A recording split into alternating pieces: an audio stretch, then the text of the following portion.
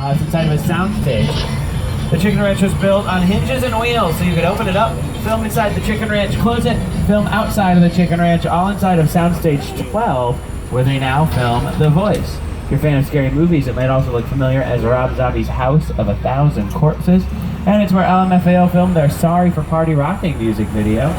Just across the street from the Chicken Ranch is Colonial Street. We are now entering Colonial Street, perhaps one of the most talked about neighborhoods in television history. If you're a fan of Desperate Housewives, you'll recognize it as Wisteria Lane. If there is one thing everyone in suburbia can appreciate, it's a good neighbor.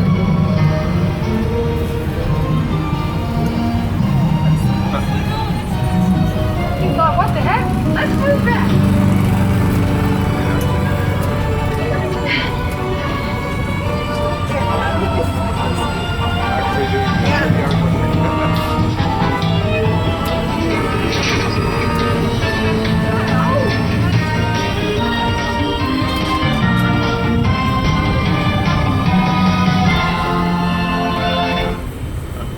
It's the theme song to Desperate Housewives. It was composed by Danny Elfman. You can hear another one of his songs elsewhere in the park. He also composed the theme song to The Simpsons. So this is Colonial Street. Feels like we're in a real neighborhood, right? Going down a normal street with all these beautiful houses.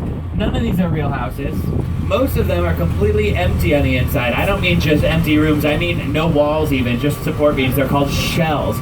Just the outside of the building. In fact, on your right, you open the door to this house on your right, all you will see inside is a 100-year-old eucalyptus tree growing out of the center of it. They built that house around a tree so that they didn't have to knock down the tree. Colonial Street can be seen in The Burbs, starring Tom Hanks.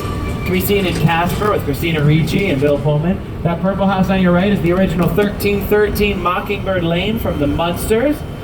Colonial Street's been used in music videos by Nelly, Kelly Rowland, Michael Bublé. Famous episode of Buffy the Vampire Slayer called Hush filmed here on Colonial Street.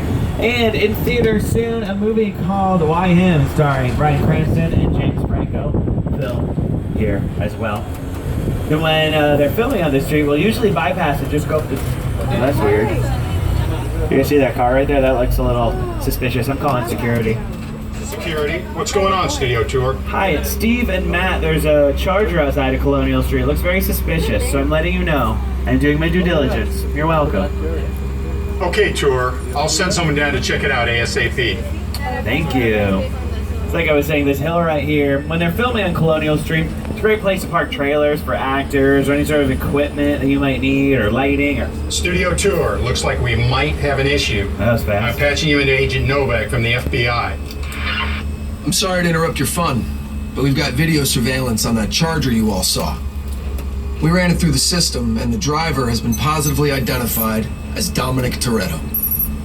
I've been tracking this guy for a while. He's a hardened criminal. He's likely armed, and he is definitely dangerous. My men and I are on our way to apprehend him right now.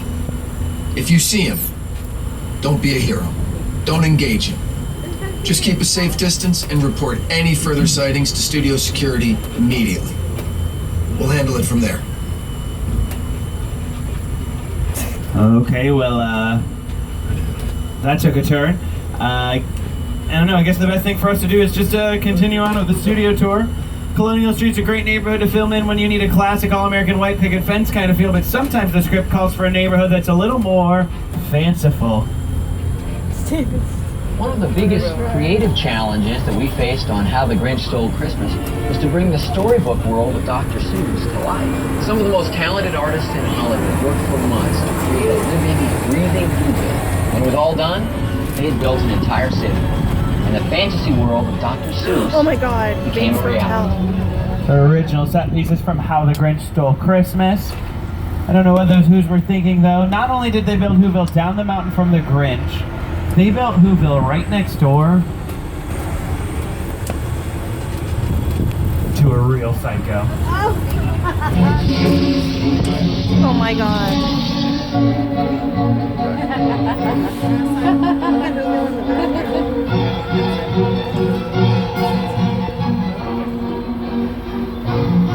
We all go a little mad sometimes.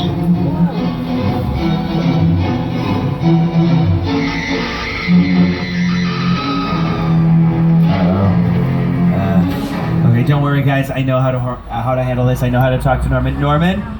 Norman, take car 4. They're all yours. Oh no!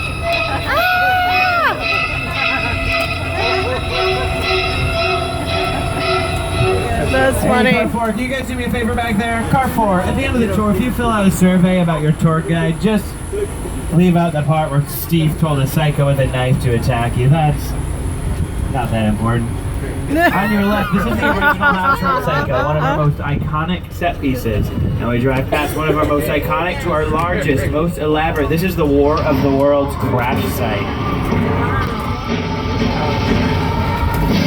It's a real airplane on your left, an actual 747 that was brought in from an airplane graveyard in the Mojave Desert, torn apart for the production. Took them 3 weeks to build this set. They filmed here for 3 days. It's in the movie for about 3 minutes.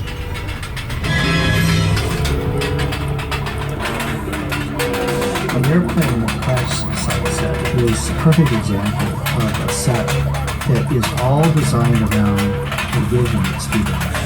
And for them to sit down and talk about war and war, I thought, what if it's 747 goes down right in a big neighborhood? Because it's just something